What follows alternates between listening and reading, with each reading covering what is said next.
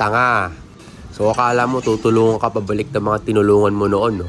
Nagkakamali ka, utol. Karamihan dyan magaling lang kapag meron ka. Pero pag bumagsak ka, naghirap ka, sumablay ka, wala na rin yung mga yan.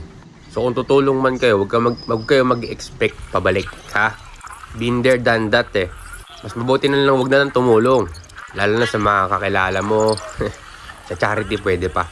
Kaibigan, kapamilya, mga partner mo sa negosyo pwede. Kapag nasobrahan ka rin sa tulong, hindi ka rin aangat, eh. Mabagal yun.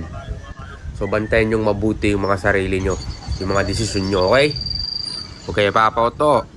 Okay, huwag kayo papalamang. Again, hindi ko nila lahat, pero marami dyan. Diba?